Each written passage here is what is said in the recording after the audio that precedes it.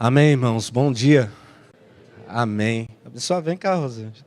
Olha para mim. Não vou perder isso por nada.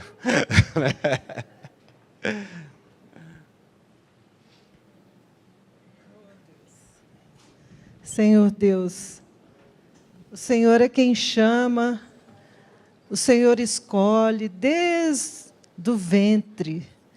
E o Senhor trouxe esse irmão aqui para Belo Horizonte, para São Tomé das Letras, e, Senhor Deus, para a obra do Senhor. Faz, Senhor Deus, e fala através do Teu Filho, ó Pai, do Teu escolhido. Nós estamos aqui preparados e querendo ouvir do Senhor. Usa a vida dele, Pai. Em nome de Jesus. Amém. Amém. Amém, né, irmãos? Glória a Deus. Graça e paz a todos. Vamos lá, né? Culto de missões, uau. Glória a Deus, irmãos. Irmãos, antes de iniciar rapidinho, eu quero falar um pouquinho, coisa rápida sobre a Cristo House, né? Assim, igual eu falei, né? Para a gente conversar em mais detalhes, é bom a gente sentar, conversar, para quem quiser conhecer sobre a Cristo House, tá, o pastor Urso aí, o pastor Lucas, a Maria, a Luísa, eu estou aqui. E sobre qualquer frente missionária, né? Eu encorajo buscar os missionários para conversar pessoalmente com eles, para conhecer as frentes missionárias. Mas a Cristo House, ela é algo que Deus colocou no nosso coração. Eu era da comunidade hippie, né? O qual o Lucão era pastor lá. E eu fui enviado para São Tomé das Letras, e esse ano completou 10 anos que eu estou lá. Né? Eu, ali, né? Minha esposa, minhas meninas, a Rawane e a Radassa. Né? Abraço delas para vocês, tá bom? Não puderam vir. E 10 anos que estamos lá, e nós somos com o propósito de evangelizar os hippies, né? Povos alternativos, tribos alternativas, pessoas de culturas alternativas que vão para lá, que é uma cidade propícia para isso, muito bonita em natureza, quem já conheceu lá sabe, e muitas cachoeiras, e tem a fama pelo seu esoterismo, ocultismo, a nova era e tal. E chegamos lá, como são povos itinerantes, os hippies e tal, nós começamos com uma casa para poder acolher eles, e poder dar suporte a eles, poder amar eles, poder ter um lugar onde eles podem fazer uma comida, tomar um banho, descansar um pouco e continuar a viagem. E não fazer um proselitismo, mas receber eles e amar eles, né? Aquilo que Jesus nos mandou. E conforme a nossa caminhada, eles iam conhecendo Jesus através das nossas vidas. Só que isso vem acontecendo, e isso se tornou uma igreja. Uma comunidade de fé dentro dessa cultura. E daí o desafio mudou, o desafio não era só acolher e evangelizar, mas o desafio se tornou ser uma comunidade de fé dentro dessa cultura. Porque nós podemos pegar algum hippie, eu vou falar hippie porque é um nome popular, né, que é conhecido, essa galera alternativa, mas abrangendo todo o pessoal alternativo, a gente poderia pegar eles, tirar eles e trazer, né, para a igreja normalmente, não tem nada de errado nisso. Só que por eles terem uma cultura de vida diferente, alternativa, nós vimos um outro desafio, que é ser igreja dentro dessa forma de vida, dentro dessa cultura. E começamos com esse desafio, até porque vocês não sabem, nós temos uma margem de quase 40% dos alternativos e hippies vêm de famílias cristãs e evangélicas, quase 40%. Então, você vai falar de Bíblia para o cara já vem completando o que você está falando. Entendeu? Você vai falar de um texto, ele completa o texto. E ainda fala assim, não, sua linha teológica está errada. Então, qual que era o desafio? Nós somos igreja dentro dessa cultura de vida. E não sei se vocês perceberam, mas eu venho dessa cultura de vida. Eu sei que não parece, mas eu sou um hippie. E Jesus me alcançou na estrada, na BR, e Jesus deu uma palavra para minha esposa. Minha esposa, ela era assim, irmãos. Quando a gente viajava, depois que convertemos, nós morávamos na comunidade, quando a gente saía para fazer verão, expor, fazer essas coisas, ali ela nunca gostou de ficar sem congregar. Então, qualquer cidadezinha que ela chegava, ela buscava, independente de placa, tal, ela buscava uma congregação que ela falava, eu tenho que ir lá para adorar o Senhor e congregar. E um dia ela estava numa cidadezinha pequenininha, no sul de Minas, e não tinha nenhuma igreja assim aberta, ela achou uma portinha da Congregação Cristã do Brasil. Vocês conhecem, né? Ela achou, ela falou, é lá mesmo que eu vou. E entrou, e estava tendo um ciclo de oração lá, só das mulheres. E lá ela recebeu uma palavra assim, do povo do qual eu te salvei, agora eu vou te enviar de volta. E eu falei, amém. Salvo nós já estamos, né? Pelo menos estamos salvos. E essa palavra tem se cumprido, irmãos. A gente morava na comunidade hippie, era obreiro lá, ajudava e tal. Só que o Senhor nos enviou de volta para Santo Tomé. Nós tínhamos plano de ir para o Amazonas, fazer outro tipo de trabalho, Porto Velho. Mas o Senhor nos enviou de volta para Santo Tomé das Letras. E tem 10 anos que estamos lá. E como eu falei ontem, né, nós recebemos uma palavra da Maria, que ela falou assim, que vocês têm que ir lá, chegar lá e ser igreja. Ser igreja não, ser família. Vivam como uma família que serve Jesus. Não se preocupem em fazer alguma coisa e tal. Vivam como família. E é isso que a gente tem vivido nesses últimos 10 anos. A gente tem sido uma família que adora Jesus naquele lugar. Só que disso daí Deus vem acrescentando aqueles que vão sendo salvos. E hoje nós temos uma comunidade de fé no meio dos hippies, dentro dessa cultura, com mais ou menos uns 30 irmãos, famílias, irmãs, crianças, hippies, convertidos no Senhor. Isso lá em Santo Tomé, sem contar aqui em Belo Horizonte, né? Eu estou falando de Santo Tomé. Nós temos uma média de 30 e poucos. Os irmãos que já foram lá conhecem, né? Já tiveram com esses irmãos, né? E, cara, a gente tem uma vida de igreja lá, né? No meio da cultura hippie. Então, qual que é o nosso desafio hoje? Continuar sendo igreja dentro dessa cultura. Amém, irmãos? Porque nós não fomos chamados para pegar a pessoa de uma cultura e inserir ela em outra cultura terrena, o qual nós inventamos. Fiz algo? Ô, irmão, é uma benção esse cara. Desde ontem eu vi que ele é uma benção. Depois eu falo. Mas nós não fomos chamados para tirar alguém de uma cultura que nós mesmos criamos e colocar dentro de outra cultura que nós também criamos. Não, nós somos chamados para ser inseridos em qualquer cultura da terra e implantar a cultura dos céus, do reino de Deus, seja em qualquer cultura que seja. Então é isso que nós fazemos como Cristo House. Implantamos a cultura do céu, do reino de Deus, dentro da cultura alternativa. Amém? Então esse é um testemunho rápido sobre o que nós fazemos hoje. Mas eu queria dar muito meu testemunho. Ontem eu tentei, hoje eu tentei começar de novo, não deu. Então eu vou pedir para você abrir em Efésios capítulo 3, e eu quero compartilhar uma palavra com a igreja. Amém? Vou obedecer o que o Espírito Santo tem mandado a fazer, irmãos. Efésios 3. Eu vou ler o verso 10 ao 12. É praticamente o tema que está no folder, né, do culto de missões. O Lucas escolheu, né, uma foto bem bonita minha, colocou lá. O Cezinha falou que tinha um cara bonito aqui nessa cidade, mas na internet tem outro, que era eu que estava lá. Amém, Cezinha? Né? Daí estava lá, e do lado estava escrito a multiforme da sabedoria de Deus, né? Ou a multiforme graça de Deus. E eu meditei nessa palavra e o Senhor vem falando, não, você vai pregar em cima dessa palavra, eu quero que você fale sobre essa palavra. E eu, guerreando com Jesus, não, mas eu quero falar do meu testemunho. Não, mas é culto de missões, Senhor, eu quero ir lá falar do meu testemunho.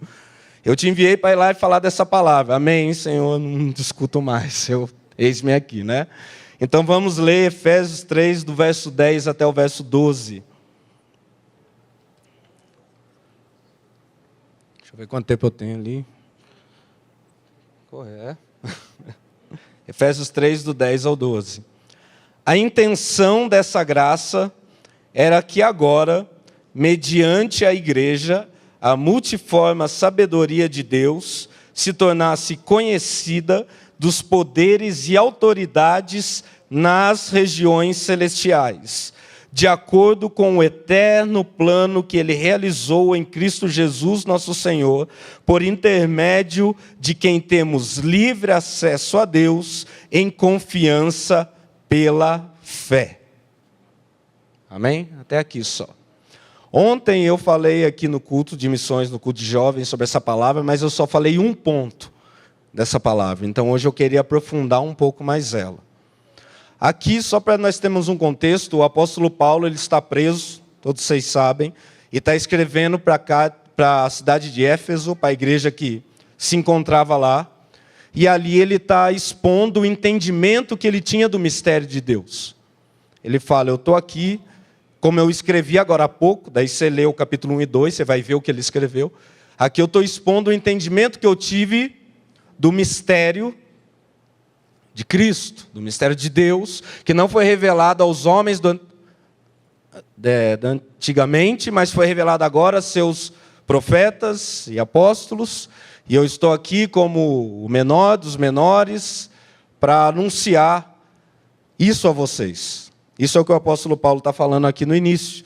Daí ele entra nessa palavra aqui. Ele entra nessa palavra e ele começa a falar sobre esse mistério que alcançou ele e, através da vida dele, alcançou a igreja. Eu quero lembrar que nós estamos num culto de missões, amém? Só não perca isso, tá? Nós estamos num culto de missões. A primeira coisa que nós vemos aqui no versículo 10, que fala assim, ó, a intenção dessa graça era que... Então vamos parar aqui um pouquinho. Primeiro, a graça ela é intencional. A graça é intencional. No capítulo 2 aqui fala que nós somos salvos pela graça, né? Fala aqui, ó, capítulo 2, verso 8. Vocês são salvos pela graça por meio da fé. Então nós somos salvos pela graça. Que graça é essa? O favor imerecido vindo de Deus. Nós não merecíamos isso. Se tiver alguém que acha que mereceu, nós vamos orar por você no fim, porque você está embaixo do engano. Você não merecia nada disso, nada. Mas, o que aconteceu? Deus nos amou. E pela graça nos alcançou. Só que Ele não nos alcançou para nós sermos salvos e falar, ufa, fui salvo do inferno, posso sentar ver o culto de domingo e tocar a vida. Não. Se você voltar um pouquinho para Atos, capítulo 9, eu vou lendo alguns versículos só para ir respaldando aqui. Atos, capítulo 9, do verso 13 ao 16, diz assim, respondeu Ananias, Senhor, eu tenho ouvido muita coisa a respeito deste homem e de todo o mal que ele tem feito aos teus santos em Jerusalém. Ele chegou aqui com autorização dos chefes dos sacerdotes para prender todos que invocam o teu nome. Mas o Senhor disse a Ananias, vá, este homem é meu instrumento escolhido para levar o meu nome perante os gentios e seus reis, e perante o povo de Israel. Mostrarei a ele o quanto deve sofrer pelo meu nome. Uau, que chamado missionário, né, irmão? Venha que você vai sofrer pelo meu nome. É difícil ver um chamado desse hoje, né? Com o chamado leve, a galera não está querendo vir, né? Mas... tudo bem, o que acontece? Paulo, um dos maiores perseguidores da igreja, né, assassino da igreja naquela época, dava aval para cristãos serem mortos, famílias de cristãos serem mortos, presos, acabados, dilacerados. Ele está indo para acabar com a igreja, ele está indo para prender o pouquinho de cristão que tinha ainda pelo caminho. E de repente, literalmente, Jesus derruba ele do cavalo. Ele cai, ele fica cego. Ele vai para um lugar, fica lá durante 3 dias. O Senhor aparece a Ananias e fala, Ananias, eu quero que você vá encontrar com Saulo. Ananias falou, meu Deus, tem misericórdia de mim. Está amarrado, não é de Deus isso. Estou brincando, viu? Mas isso é viagem minha.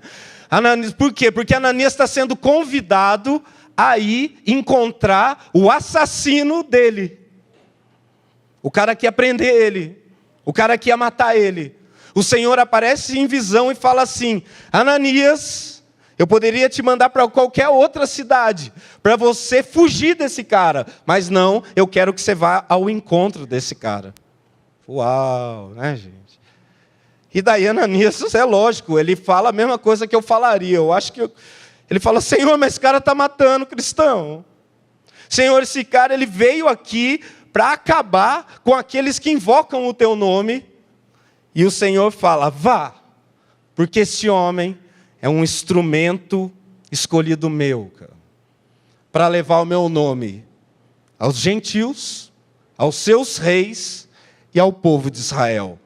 Resumindo, para todo mundo. Porque metade era gentil, metade era o povo de Israel. E quem não entrava nesse povo eram os reis. Né? Ah, não é os gentios. Então, os reis. Paulo foi chamado para anunciar para todo mundo. E ele fala, ele não vai só anunciar, é necessário que ele sofra pelo meu nome. Paulo foi alcançado pela graça, sim ou não? Sim. Essa graça era intencional, sim ou não? Sim, irmãos. Nós temos 25% do Novo Testamento graças a esse homem, que foi alcançado pela graça e entendeu que ele não foi alcançado só para ficar num banco de igreja dando glória a Deus e aleluia.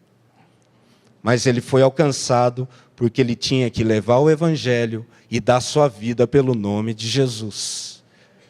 E a boa notícia desse versículo e dessa parte é que isso não foi só para Paulo.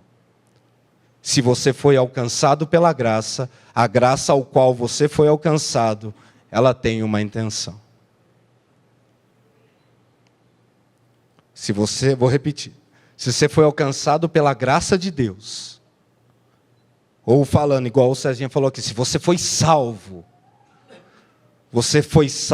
para algo e para alguém, irmãos.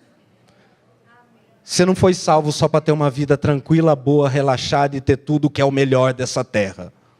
O melhor dessa terra é fazer a vontade de Jesus. Então, se a graça te alcançou, ela tem uma intenção. E a intenção é para que você vá. E se preciso for, sofra em nome de Jesus. Ela é intencional. Mas a intenção é só eu ir sofrer? Não, você pode me falar assim, esse chamado era específico para Paulo. Ir e sofrer, ir e ser preso, ir e ser um mártir. Tudo bem, pode ser específico para ele. Mas tem um chamado que é para toda a igreja. E a intenção, essa graça intencional que alcança toda a igreja, qual que é a intenção? É tornar a multiforme sabedoria de Deus conhecida no mundo espiritual. Porque aqui no versículo ele fala assim, ó, a intenção dessa graça era que agora, mediante a igreja, não mediante Paulo, não mediante os efésios, mediante a igreja, essa multiforme sabedoria, essa múltipla sabedoria, essa múltipla faceta da sabedoria divina. Isso foi só eu preguei ontem. Ontem eu só consegui pregar esse ponto aqui. Foi só ontem, só esse. Mas hoje o Senhor falou para mim dar a palavra completa. Amém? Então eu vou dar a palavra inteira. Então, a múltipla faceta da sabedoria divina se tornasse conhecida através da igreja. Daí a gente fala, uau, e Deus está fazendo isso, porque olha, tem hippie pregando, tem índio pregando, tem várias tribos, tem várias faces onde Deus está se revelando. Beleza, não tem nada de errado nisso, mas a palavra está falando que antes nós devemos revelar a multiforme sabedoria de Deus no mundo espiritual. Porque está falando aqui, revelar para principados e autoridades nas regiões celestiais. Então, antes de revelar na terra, a igreja foi chamada para revelar a sabedoria de Deus nos céus, irmãos. Nos lugares invisíveis. Daí você vai falar assim, mas esse texto está falando de anjos, porque lá em Pedro fala que os anjos anelam, né, pelo evangelho que foi confiado à igreja. Para mim, esse texto está falando tanto de anjo como de demônios. Porque se você for para Efésios capítulo 6, versículo 12, fala que a nossa luta não é contra carne nem sangue, mas contra principados e potestades, hostes espirituais da maldade, e aí vai nas regiões celestiais, no popular, no mundo espiritual. Então, onde a igreja foi chamada para revelar a sabedoria divina, primeiramente, no mundo espiritual, irmãos. No mundo espiritual, tanto para anjos, tanto para demônios, tanto para quem for que estiver nas regiões celestiais. Por quê? Porque isso é testemunho, irmãos. Eu estou de frente ali, ontem eu fiquei olhando, eu falei, Deus, o Senhor é bom. Eu já sabia que aqui é o ano do testemunho aqui na CCZS, mas agora está pregando ali de frente, escrito testemunho. Foi só uma testificação. Porque, irmãos, o nosso problema é que, como igreja, nós queremos testemunhar Jesus na terra, nós queremos testemunhar Jesus a todos os povos, línguas, tribos e nações, mas não paramos ainda para pensar se, como igreja, estamos testemunhando nas regiões espirituais. Nós estamos manifestando a sabedoria de Deus no mundo espiritual? Os demônios conhecem quem são vocês? Ou quem somos nós? Os anjos conhecem quem somos nós? Deus é onisciente. Deus sabe de todas as coisas. Anjos e demônios não. Quando o evangelho foi revelado em Cristo, aquilo foi uma surpresa até para eles.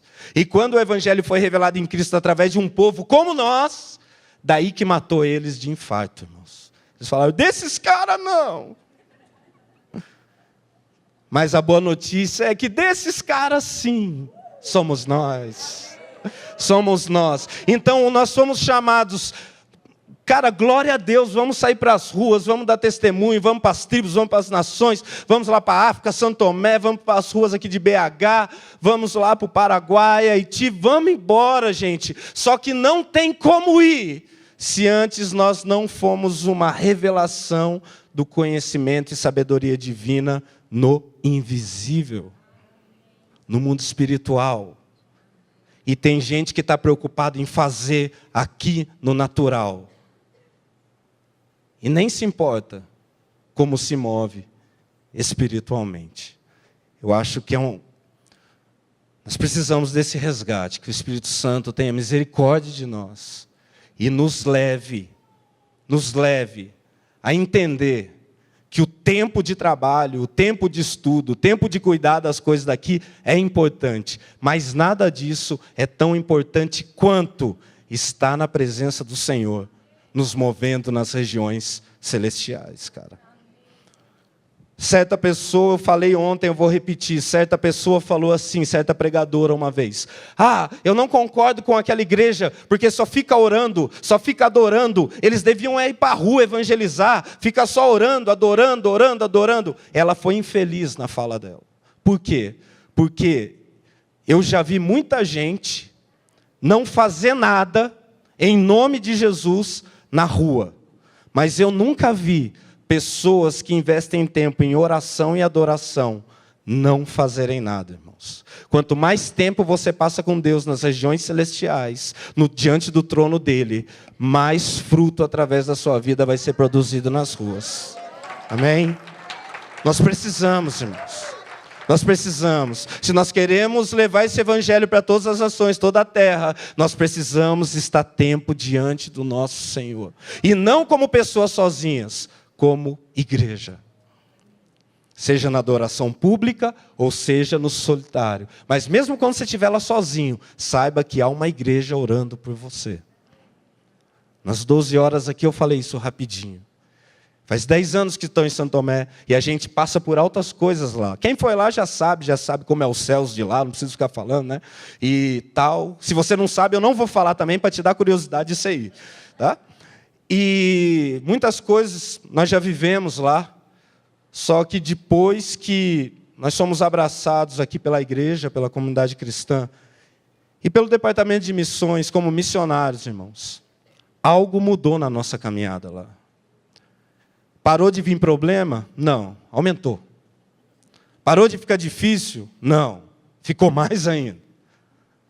Só que, nos momentos de dificuldade, eu sabia que tinha toda uma igreja com nós lá. E esses são vocês, irmãos. São vocês. Então, quando orar, saiba que nós somos chamados no mundo espiritual como igreja. Amém? E o último ponto que eu queria dizer aqui é que ele fala isso, olha, no verso 11.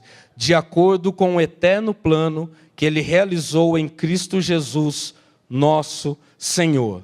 Como que isso acontece? Como que acontece essa revelação da igreja no mundo espiritual?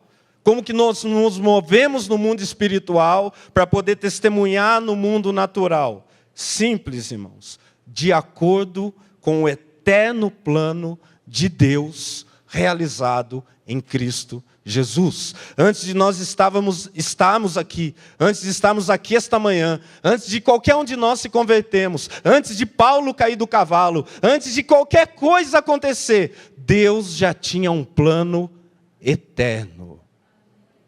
Quando falarem para você, lá no Éden Deus veio com o plano B, fala para o cara assim, herege. Deus nunca teve plano B. Deus sempre teve um plano.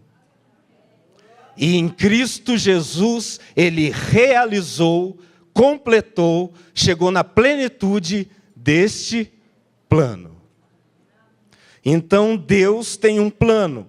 Quando nós somos alcançados pela graça, irmãos, nós somos inseridos nessa família chamada igreja. Isso é salvação. Porque não existe ninguém que é salvo e fala assim, eu não preciso reunir com a igreja, não. Congregar para quê? Eu fico vendo no YouTube. Eu sei que está passando no YouTube, viu? Mas pode ver YouTube, é bom, é bênção. Mas devemos fazer parte de uma família cristã local. Por quê? Porque se você foi salvo, você vai entender que você faz parte desse corpo chamado igreja. A graça te empurra para esse corpo chamado igreja. Eu não tenho que vir para o culto porque é uma obrigação. Eu tenho que vir para o culto porque eu não vejo a hora de chegar domingo para adorar o Senhor com meus irmãos. Amém? Isso é graça, irmãos. Glória a Jesus. Isso é graça.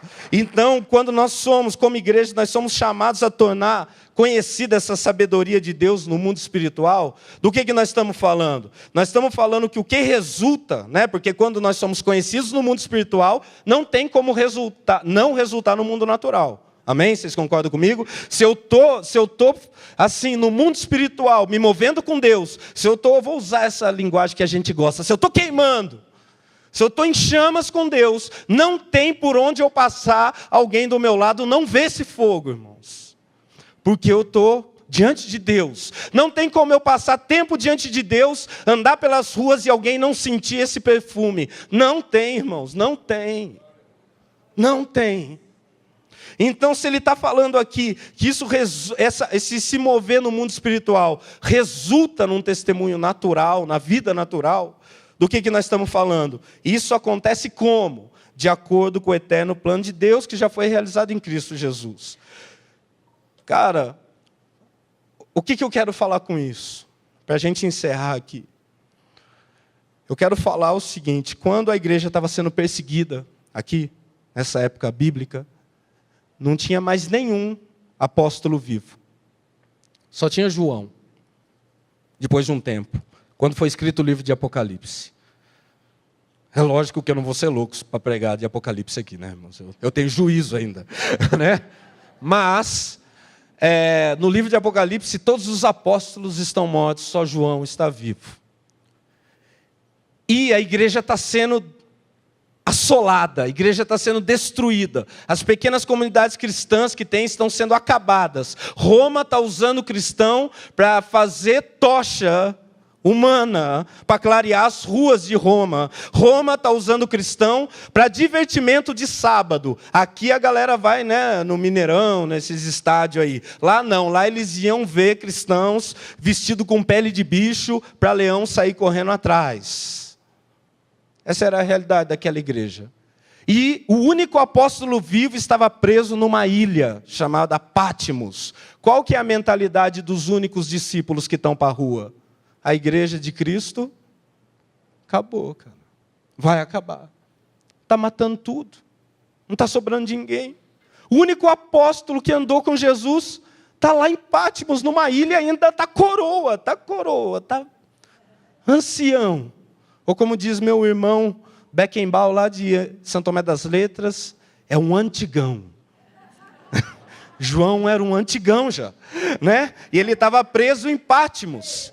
E só tinha ele de apóstolo vivo. E eu creio também que, cara, João como ser humano deve ter vindo alguma dúvida na mente dele. Eu não estou afirmando que veio. Mas ele é um ser humano igual eu e você, irmãos. Nós temos nossos momentos de baixa, né? Ontem eu perguntei aqui se nós temos, ninguém levantou a mão, só eu. Falei, não, eu sou o único pecador. Meu Deus. Mas hoje temos momentos de baixa. Não estou sozinho nessa. Ufa, hoje somos a maioria, galera. Então, temos. E eu creio que João também tinha os dele.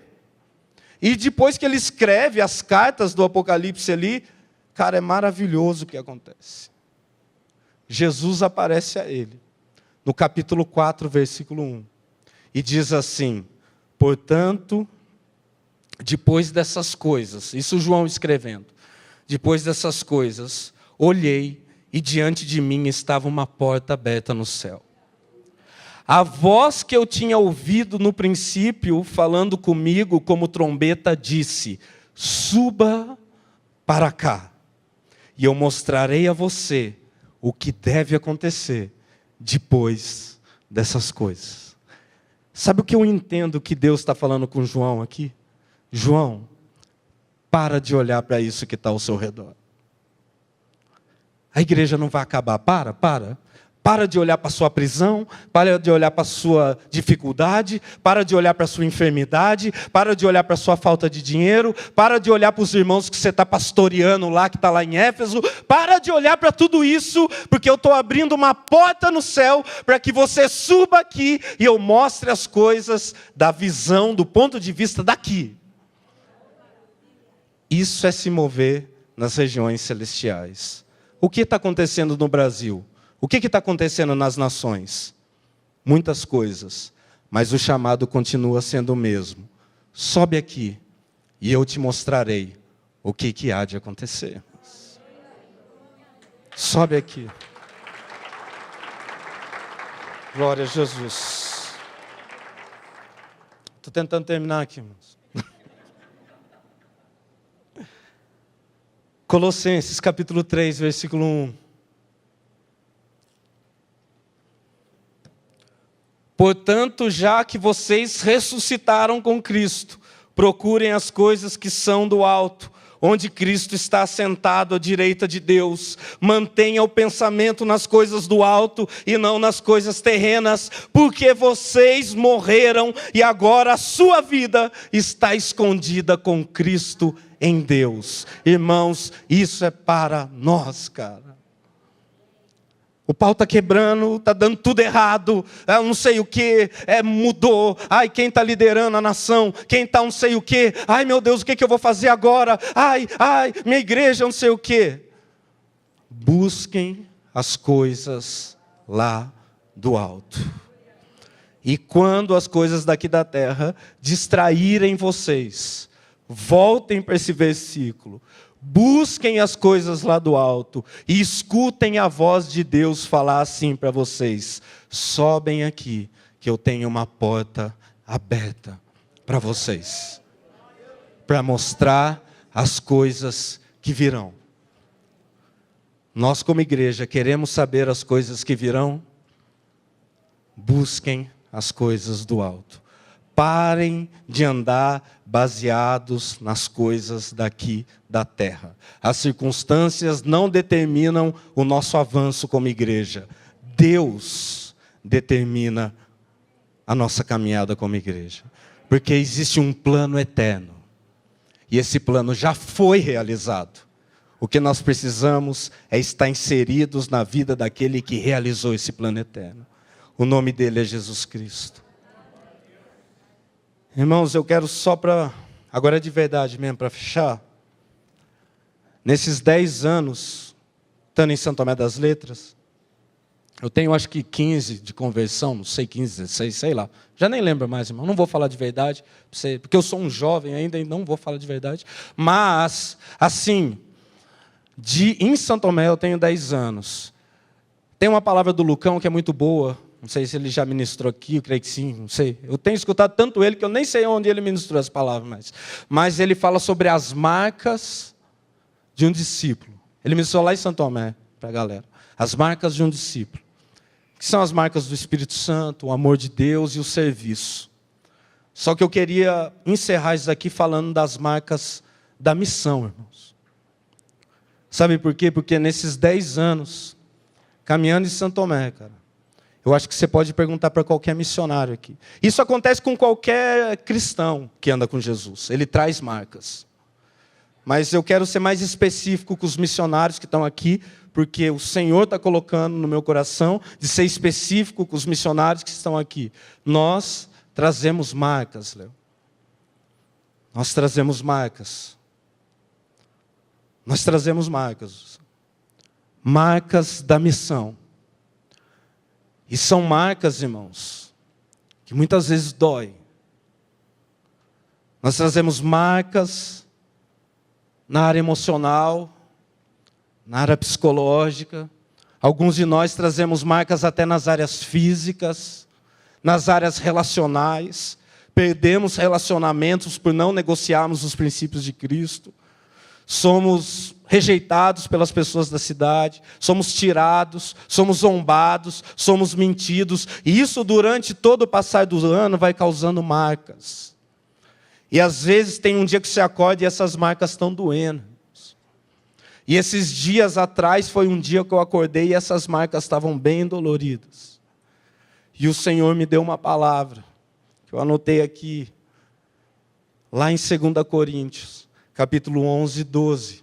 E quando eu abri, o Senhor falou assim comigo: pois nós, que estamos vivos, somos sempre entregues à morte por amor a Jesus, para que a sua vida também se manifeste em nosso corpo mortal, de modo que em nós atua a morte, mas em vocês atua a vida. Quando o Senhor falou isso comigo, eu falei, cara, isso era Paulo falando com Coríntio. Os caras estavam tirando Paulo, os caras estavam falando que ele era uma farsa, os caras estavam falando mal dele. O cara tinha plantado a igreja, se eu fosse ele, sei lá o que eu fazia, irmão. Só que ele escreveu isso para os caras. Enquanto nós carregamos essas marcas de morte no corpo mortal, em vocês, isso é transformado em vida. Antes de eu vir para cá, um irmão hippie que se converteu recentemente, ele se converteu, começou a caminhar, ele chegou muito louco lá, muito bêbado lá de Santo Tomé, quase não tem, né? Chegou lá bêbadão, e ele olhou para mim bêbado e falou assim, bicudo, eu ainda vou pregar a palavra de Deus. Eu falei, amém, irmãos. Ele falou, só vou esperar passar o fim de semana, que eu vou beber esse fim de semana, e começando a semana eu estou na base. Falei, vai lá, eu vou orar para que isso aconteça. E não falei mais nada para ele. Cara, quando deu segunda, terça-feira, aquele cara estava lá. Tremia. Ele não conseguia segurar um copo, ele tremia, ele não conseguia comer, de abstinência. E ele falou, eu não vou sair daqui de dentro dessa casa, porque eu quero ter uma mudança de vida. E eu falei, vai ficando aí. E todos os irmãos que estavam lá com nós e tal, fomos acompanhando esse irmão. Certo dia no culto ele desceu a escada, a gente pregando, ele desceu a escada chorando, sem apelo nenhum. Ele falou assim, eu quero esse Jesus que vocês estão falando aí. Nós oramos por ele. Ele fez a oração, recebeu Jesus no seu coração, continuando caminhando com ele. Passou um tempo, ele batizou. Continuou ficando na base, sendo discipulado. E esses tempos agora, o Senhor tem me colocado uma preocupação sobre ele. E eu comecei a orar pela vida dele, que ele arrumou um trabalho afastado. E eu quase não estava vendo ele, eu comecei a ficar muito preocupado com ele. Acho que é coisa de pastor, né? Fiquei preocupado. E comecei a orar por ele. Daí ali veio, comentou comigo, pô, estou preocupado com tal irmão. Daí eu falei, pô, para ali falar quer dizer que alguma coisa deve estar mal. Antes de eu vim para cá no sábado. Na quinta-feira eu fui montar a banca que a gente trabalha na feira de artesanato lá da cidade. Montei a banca para ali expor fim de semana. Quando eu estou montando minha banca, quem que chega? Ele. Fazia uns dias que eu não via ele no culto, não via. Chegou, sentou lá na praça e falou assim: eu preciso falar com você. Eu falei: que bom, cara, porque eu estava orando por você. E ali nós ficamos a tarde toda conversando na praça. E ele me contou um negócio. Ele falou: cara, eu estava desanimado com Deus. Eu não parei de crer, mas eu estava desanimado, muito problema, está dando tudo errado. Eu não estou conseguindo continuar essa caminhada, não. Eu estou a fim de pegar minha mochila, eu estou a fim de voltar para a estrada, eu estou a fim de sair, porque eu não estou dando conta, não. Só que daí eu fui lá na base, na Crystal House, pegar o meu painel de artesanato, na sexta-feira de manhã, e quando eu cheguei lá, ali, minha esposa estava dando um devocional. E quando a Ali saiu com o livrinho do devocional, que a gente segue um livrinho lá, ela falou: Bicudo, eu vou pregar outra coisa no devocional, porque Deus está colocando outra palavra no meu coração. Eu falei: vai que vai, ele tem que aproveitar esses momentos. Vai, uma que já é ali dando devocional, né? E outra, Deus usando ela, deixa ela usar, vai lá ali. E ela pegou e ela começou. E esse irmão falou assim: eu fui lá só para buscar o meu painel de artesanato. Só que como estava tendo devocional, eu falei: eu vou sentar e vou ouvir ali pregar, ali compartilhar esse devocional. E ele falou que cada palavra que Ali disse naquele dia foi cada resposta de cada reclamação que ele fez na noite passada com Deus. E quando ele saiu da base, ele falou assim: Deus, eu vou pedir perdão para quem eu tenho que pedir, eu vou guardar minha mochila e eu vou continuar aqui em Santo Tomé ajudando os irmãos na Crystal House. Amém? Glória a Jesus, irmãos, glória a Jesus. Por que eu conto um testemunho desse? Tem mais outros, mas não dá tempo. Mas por que eu conto um testemunho desse? Porque quando eu olho minhas marcas doendo, e escuto, e vejo uma vida restaurada dessa forma, e essa pessoa tendo experiências com Deus, um hippie que estava muito louco, que eu vi todo o processo, muito louco para a rua, tendo experiências reais com Deus. Cara, importa sim que eu carregue a morte de Cristo no meu corpo, para que a vida produza nas pessoas. Amém? É isso, irmãos. Glória a Deus.